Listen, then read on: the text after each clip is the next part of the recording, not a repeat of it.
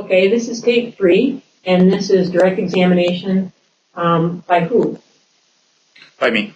Okay, this is direct examination by the union of Mr. Garcia. If you'd like to proceed. Yes. First of all, Jose, I want to thank you for coming down and joining us today. Could you please state your name for the record? Jose Garcia. And when were you employed for Flowers for Smiles? I've been working there for 3 years now. Okay. And can you describe your duties at Flowers for Smiles? Since I took over, I accepted a position with the union of being a delivery driver for the flowers. Okay. Now, my first question for you is, have you ever received a signed job description stating the hours to be worked? It wasn't signed, but part of the union contract provided me with my job duties.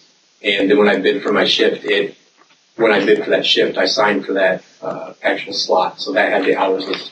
Okay. Now, question, how long have you had your second job at Hillside Inc.? About 2.5 months. I've had it since September. Okay. And was that because of your financial situation with your wife and 6 children? It is. The hours are seasonal at the flower shop, so I can't always count on it directly. So I took on a second job after my shift ends at 5, then I start at Hillsdale at 7.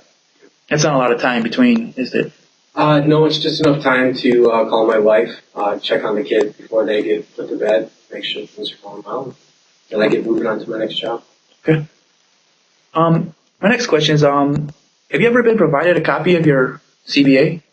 We were. After they had signed it and we were all at our collective meeting, we were all given a copy, and if we wanted to take it home with us, we could. So I've seen it, but I didn't take a copy home. Was it explained to you by management? Any particular parts, maybe, say, discipline? No, not by management. Our union leadership went through the contract with us and kind of described, what all we had agreed to, I guess, collectively. Do you feel like you fully comprehended the collective bargaining agreement? I understood it in the sense that I knew I needed to show up for work and that I had these hours to work. And, at that point it was, I just did what everybody else did. You showed up, did your work, and, you expected to be disciplined in a certain manner, but, specifically, nobody told me, if you do this, this is what's direct. All right, thanks. Now, can you explain to me what happened on October 28th? Well, I had prior discussed that, I had the second job with my supervisor, Mary, and that these new hours that were posted, that, they just showed up on the wall when I showed up to work. And when I saw them on the wall, I immediately had a problem, knew I was going to have a conflict. So I went to her and said, listen, I have this second job that starts at 7 p.m. and these new mandatory hours are going to affect this. And I've been working 8 to 5. That's what I signed for. So I wasn't going to be able to do it. She told me that there was no exception, that I was just going to have to choose one job or the other. One job or the other? Okay. Well, has there ever been any previous disciplinary action taken against you? From having discussions with people as far as discipline, I've never been written up. I was tardy a couple of times, and so I had a discussion with, Mary about what the circumstances were. There was a couple of times when my kids were late getting out the door and the bus was late, and so I was late getting to work. But, just between us, I made sure that I got my route done that day in the allotted time. Right, but no formal. No formal. I haven't. I didn't sign anything or wasn't given any time off. Thank you. Did you believe by not working the newly implemented overtime that you were voluntarily quitting? Absolutely not. In fact, when I spoke to Mary, all she told me was I had to choose one or the other. So when I didn't show up for, I told her that day I wasn't going to be able to do it because I had already filed the grievance. I had spoken with Sandy Helper, and she told me that, we've got this grievance in, we're working on it. And so I was under the understanding that while that grievance was in, no determination had been made about my job. Good. Discuss your conversation. I guess you've answered that. Now, have you talked about this with anyone else other than Mary Snips about your circumstances? Well, because I was, kind of being put up against the wall, I spoke briefly with my foreman at Hillside, which is where I was working my night shifts. And I basically got the same response out of them. But as far as speaking with it, no, just Sandy Helper was the only person that I had talked to about this incident, saying, what can we do? From being in the environment, what do you believe typically happens to other employees when they don't report to work for a shift? Well, it's never happened to me, but I've seen people not show up for work in, what they've called unexcused absence is what, I've heard the term thrown around the office and the loading docks of, we had a driver who didn't show up once because, he drank a little bit too much, didn't show up on time. So he just skipped his whole shift. He was given a write-up. He was taken in with the union steward. Now, I don't know what happened behind the doors, but when he came out, he told us that he had 2 days off.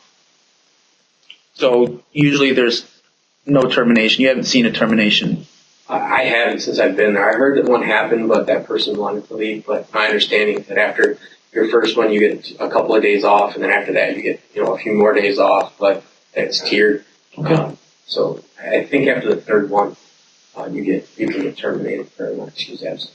So by Flowers for Smiles terminating you without any prior formal discipline, do you consider that to be a violation of your CBA?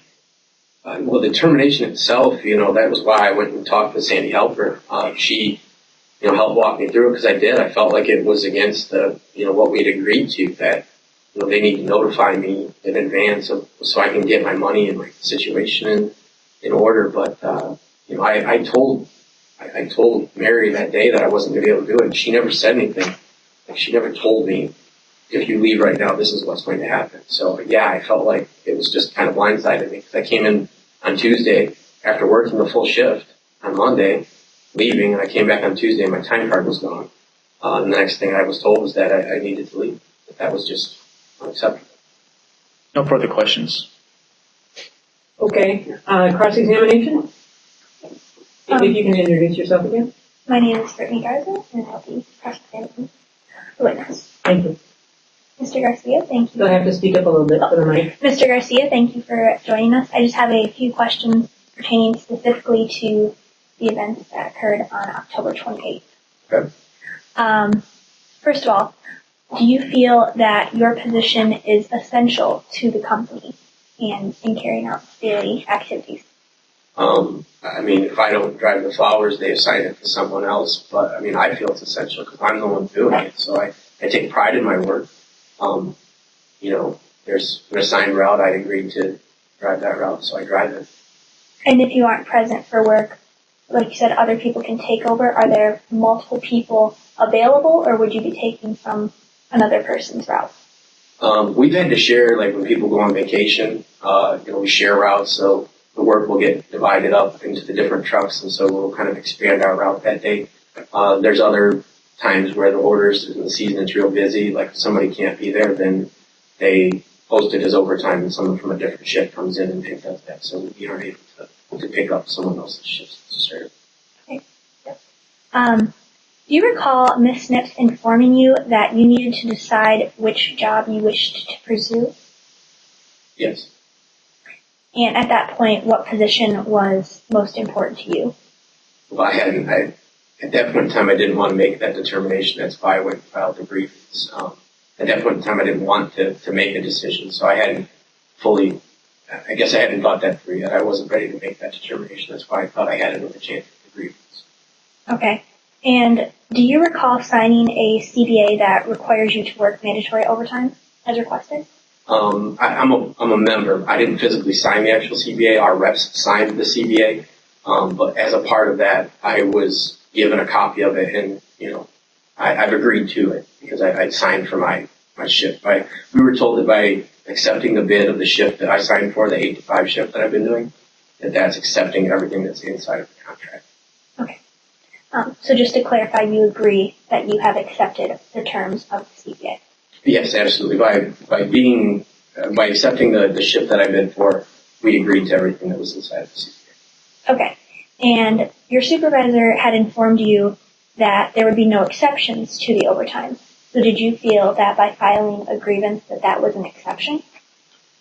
The word exception I don't think was brought up even when I was speaking with Sandy. She told me that we needed to file a grievance based on the fact that we didn't unilaterally agree to something. She used some other terms that I'm not really familiar with. What she basically told me was that we were not allowed to. That the company wasn't allowed to change my hours without us agreeing to it, and then that's why we were going to file this grievance. And so there was a chance I might be able to keep both jobs.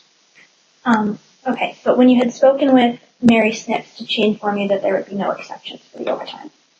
She had said that I had to choose between one or the other. Yes. Okay. Did you ever speak with your other supervisor at Hillside about potentially changing shifts instead? I did. And what was his response? Her response was that they also didn't have any other openings for me, so that if it was going to become, an inconvenience on both sides, that I would have to choose, because that job isn't underneath a collective bargaining agreement. It was an at-will employment, so those are the hours they were set. So they had no room for flex. Okay.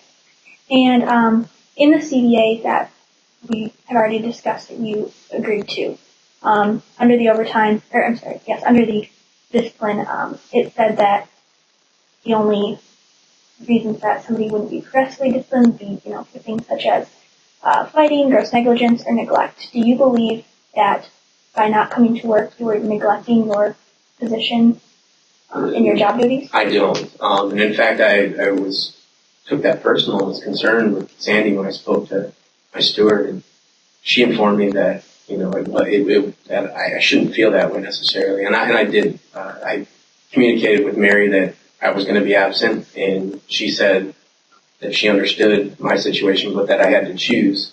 And when I went to Sandy, Sandy said, well, you don't have to choose right now. We're going to do the grievance. We're going to do the grievance process. And Sandy informed you that you did not have to go to work? No, she didn't specifically tell me not to. She just told me that my grievance was filed. I thought when I came to work that day, and I told Mary this, I said, Mary, my understanding is that while we're in this grievance process, I'm still going to continue on with this schedule. And there was no discussion after that. She did not have a response to that? She didn't. She had walked away and said that you need to choose, and she left it at that. And so that was the only guidance I had. So I took it as, we'll see what the agreement says. Okay. Thank you. No further questions. Thank you very much. I'm going to turn off the tape at this time. Be right back.